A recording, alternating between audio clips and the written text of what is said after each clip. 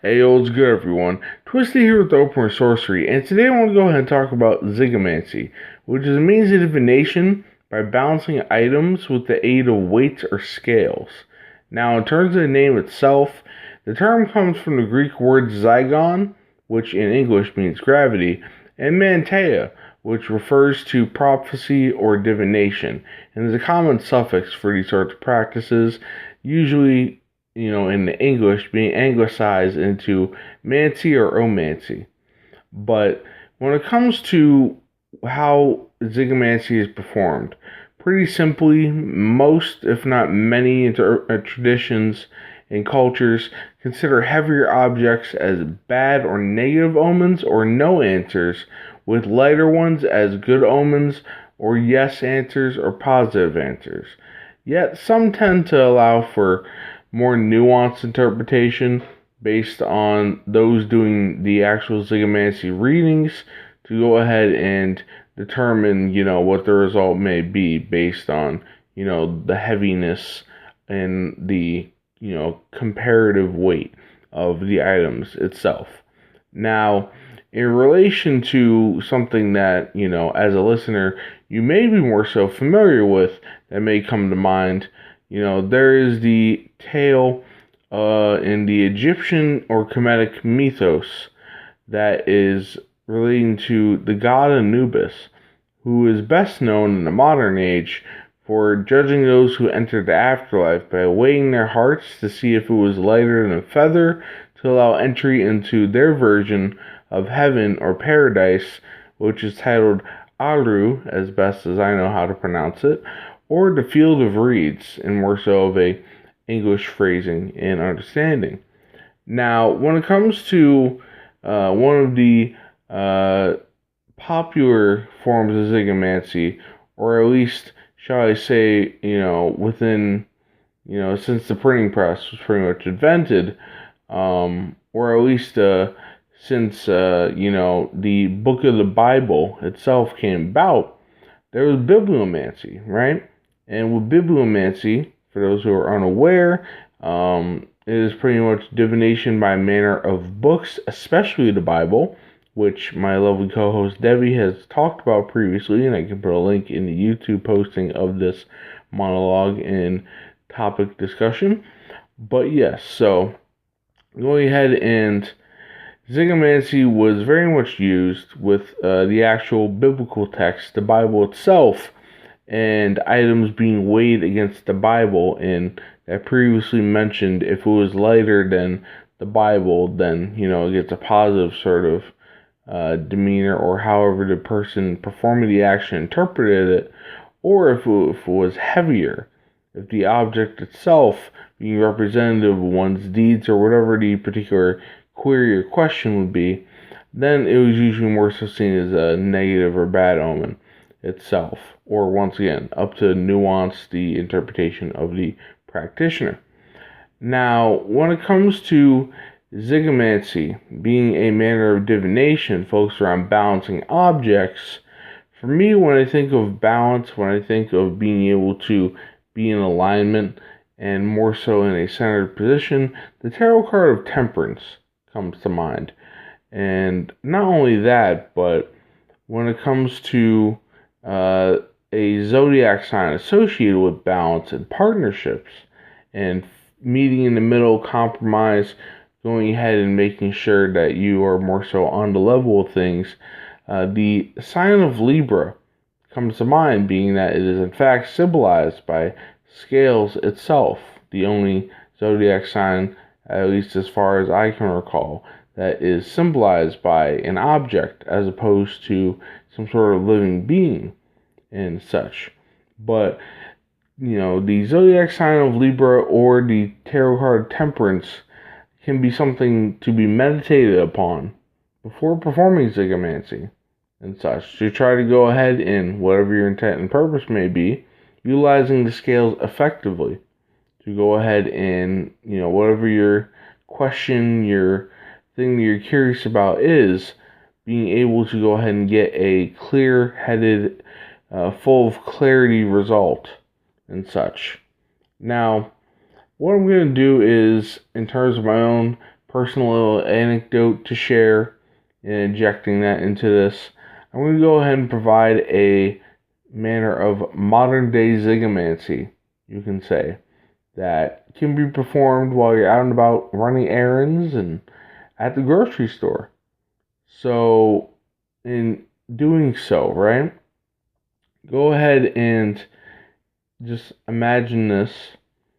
that a lot of modern grocery stores happen to use electronic scales and weights, where previously they had more so the analog scales and weights, depending on where you go. They may still have them. But nonetheless, right, a lot of produce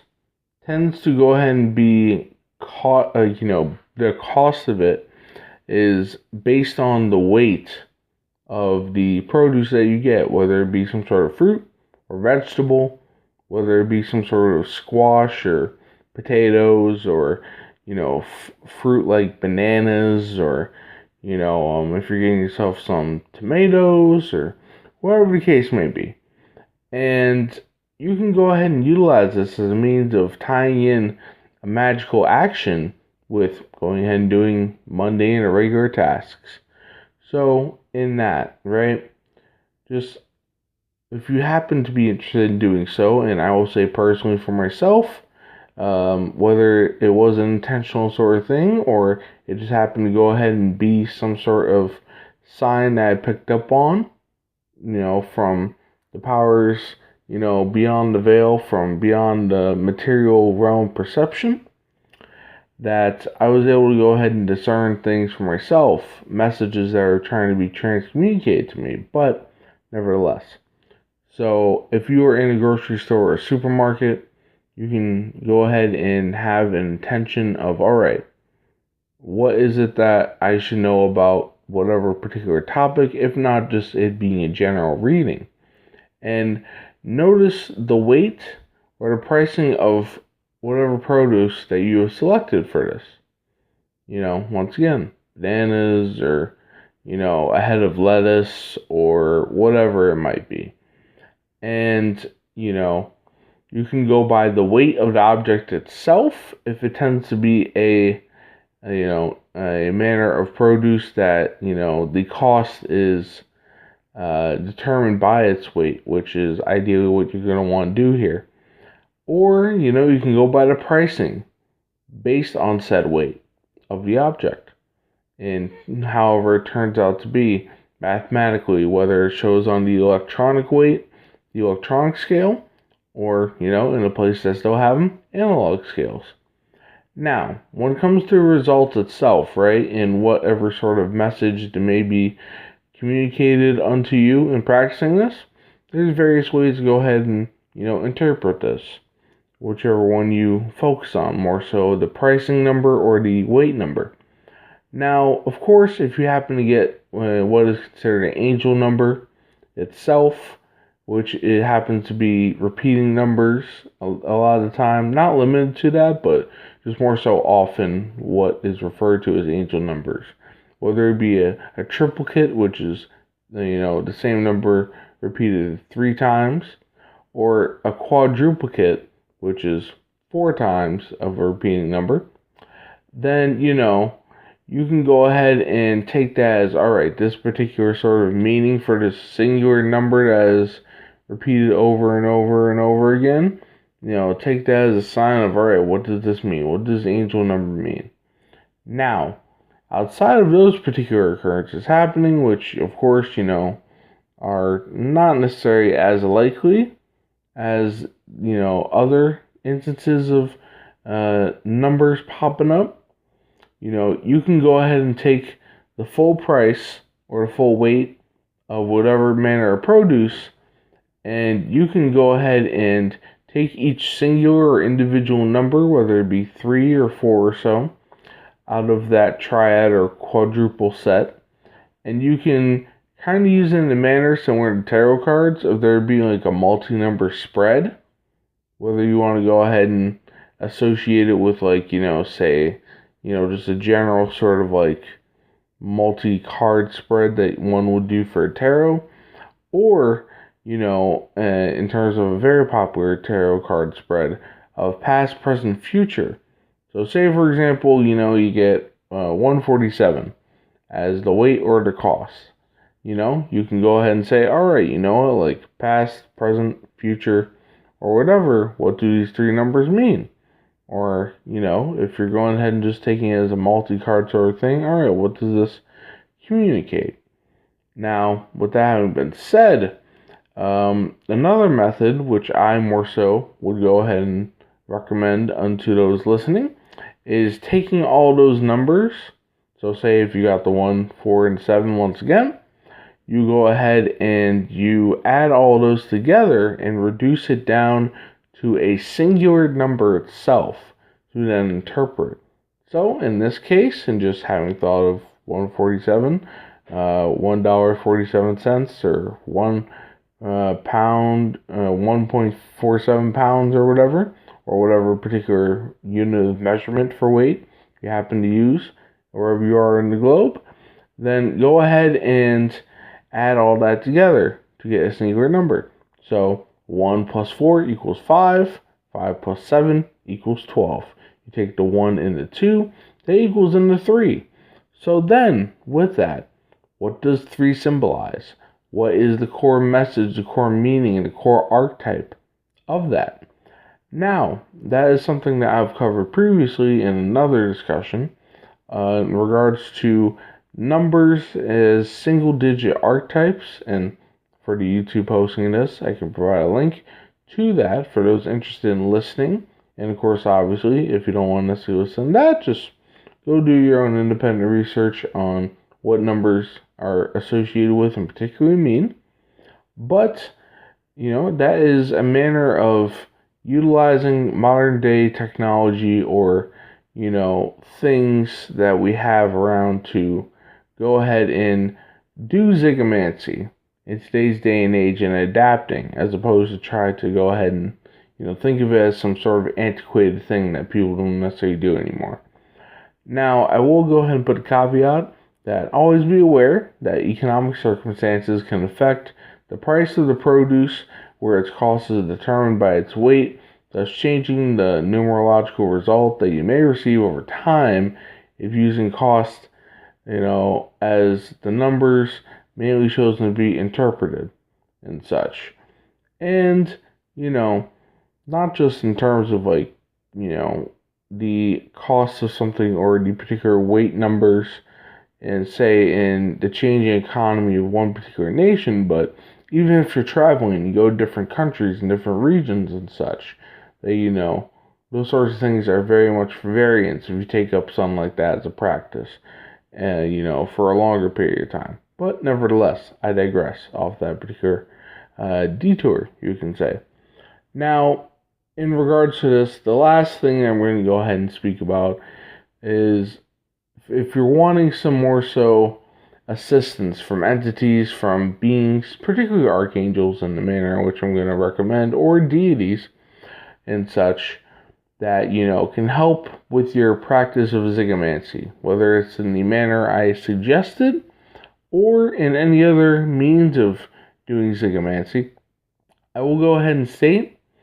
these are some that come to mind initially.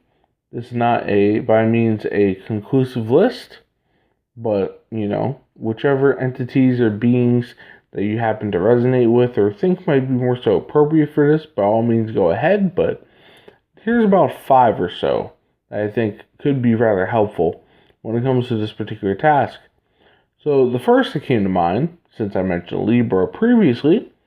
was the Archangel Zuriel, who happens to provide, or shall I say preside, over the zodiac sign of Libra itself. There's also Archangel Asariel, who I've dubbed previously as the Neptunian Sage of Temperance. Now, being that I said that I've previously went ahead and made mention of them, there is another video which in the YouTube posting of this I can link to, where I go ahead and speak more so about my own personal insights, anecdotes, gnosis about Archangel Asariel and such, and how they relate to the manner of being temperate or embodying temperance itself. Now, there's also Archangel Raziel, who is generally known for providing clarity, guidance, and wisdom for a variety of magical things or just aspects of one's life in general. Now, moving on to deities, there's of course the aforementioned Egyptian god Anubis, who of course is associated with the scales and people being determined or judged whether to get into, the heavenly paradise of the Egyptians, or you can go with Ma'at, who is also an Egyptian goddess and is associated with the ancient concepts of truth, balance, order, harmony, law, morality, and justice. And for those who are unaware, Ma'at happens to be associated with a list or manner of principles called the 42 Laws of Ma'at. And Ma'at was also the goddess who personified not only these concepts, but regulated the stars, the seasons, and the actions of mortals and deities who had brought order from chaos at the moment of creation. And truth be told, a little bit of a transparency here, in terms of that, description of Ma'at, I lifted that from Wikipedia.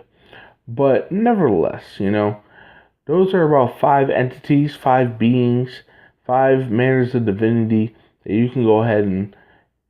look to get some extra potency for your Zygomancy practice and injecting that manner of energy and bringing extra clarity and guidance if this is something you want to undertake for yourself, and whether you just want to play around with it or you want to use that as a manner and a staple of trying to gain insight into things moving forward for a longer period of time. But once again, Zygomancy, it's all about balancing items with weights or scales as a manner of divination to get some insight and clarity on whatever it may be that you're curious about knowing in whatever field or aspect of your life, others' lives, so on and so forth. So, that having been said, this is Twisted with Open Sorcery, and stay frosty, Neguses. Peace.